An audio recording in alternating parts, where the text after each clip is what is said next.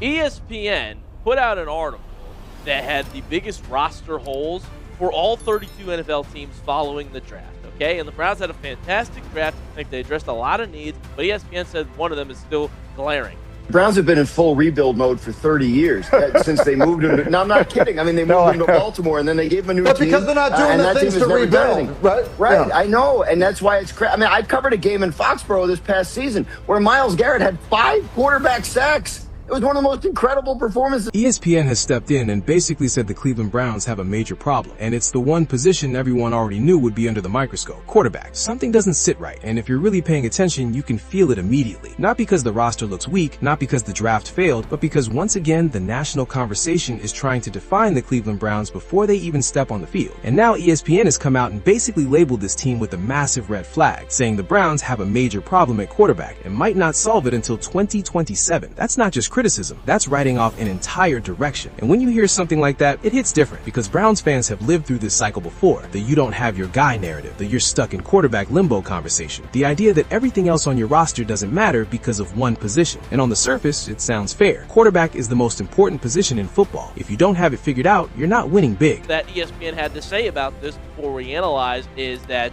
the Browns have 3 quarterbacks who will battle for the starting job in 2025, but it's hard to pretend that any of them... But here's where things start to shift. ESPN is technically right about the uncertainty, but they're wrong about what it actually means for this team. There's a difference between not having a clear franchise quarterback and not being able to win games. And right now, Cleveland is built in a way where they might not need elite quarterback play to compete. That's a huge distinction that's getting completely ignored. Now, let's break down exactly what ESPN said, because this is where the conversation starts. They looked at the Browns' quarterback room and highlighted the struggles. Deshaun Watson had a low QBR before his injury. Shedeur Sanders struggled as a rookie. Dylan Gabriel didn't produce at a high level either. And when you just line those numbers up, it paints a clear picture. This group hasn't been good enough, but football doesn't exist in a vacuum. Quarterbacks, when you're implementing a new system is basically like learning a new language. And the more languages you've learned over time, the easier it is to learn a new language.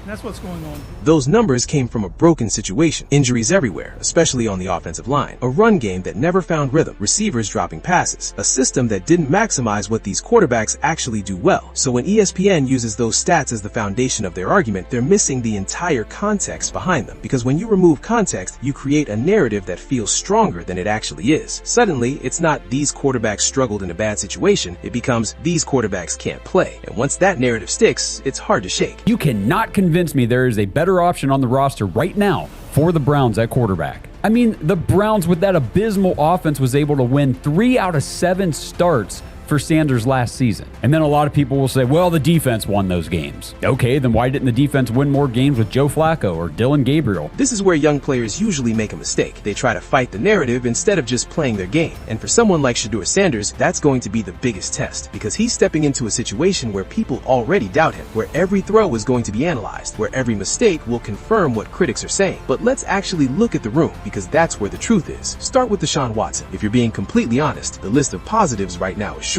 He's experienced. He's been in big moments before. He understands how the league works. That's about it. Everything else is projection. You're hoping he can get back to a version of himself that we haven't seen in years. And that's where the risk is. The cons for Deshaun Watson, a lot longer of a list here. First of all, he was terrible the last time he played for the Cleveland Browns.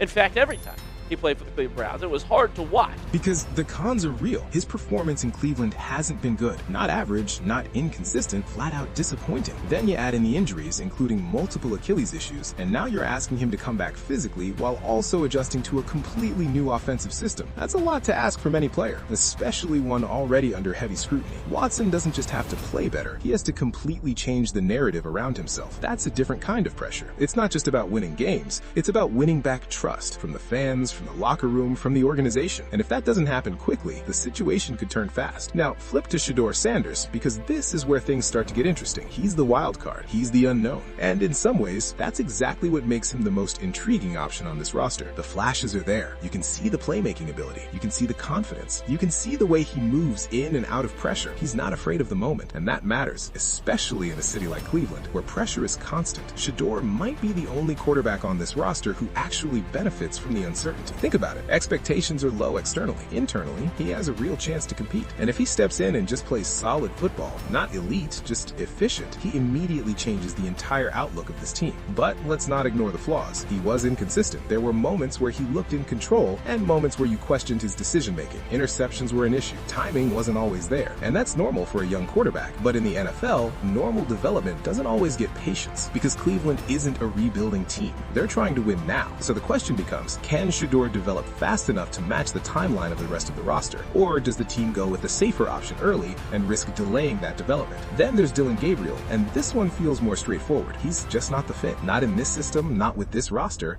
not with what the Browns are trying to do offensively. You can look for positives, but compared to the other options, the upside just isn't there. And in a competitive quarterback room, that usually means one thing: you're not sticking around long. Now, here's where ESPN's argument starts to fall apart, because they're framing this like the Browns need a superstar quarterback to be relevant. But that's not how this team is built anymore. This is where everything changes. The Browns didn't just tweak the roster this offseason, they reshaped it. They added weapons, they added size at wide receiver, they improved the offensive line, they brought in more versatility with tight ends and fullbacks, and most importantly, they brought in Todd Monken. And that's the biggest piece of this entire conversation, because Monken doesn't run a system that depends on one type of quarterback. He adapts. He builds around what his players do best. He's done it with different styles, different skill sets, different levels of talent. He helped Lamar Jackson evolve as a passer. He won championships with quarterbacks who weren't considered elite prospects. He's proven he can elevate whoever is under center. Here's the part nobody is talking about. Monken might be the Browns' real answer at quarterback, not a specific player. Because if you have a coordinator who can maximize different types of quarterbacks, you don't need a perfect one. You just need someone who can execute. And that completely changes the conversation. Now it's not, do the Browns have a franchise quarterback? It becomes, can one of these quarterbacks be good enough in this system? And that's a much more realistic question, because if the answer is yes, even at an average level, this team becomes competitive immediately. You don't need MVP level play. You need consistency. You need smart decisions. You need someone who can take advantage of the weapons around them. This is where it gets dangerous for the rest of the AFC North, because if Cleveland gets competent quarterback play, with this defense and improved offense, they're not an easy out. They become unpredictable, and unpredictable teams win games they're not supposed to. But the risk is still there. If Watson struggles again, if Shedeur isn't ready, if no one takes control of the job, then ESPN's take starts to look more accurate. Then you are stuck. Then you are talking about the 2027 draft.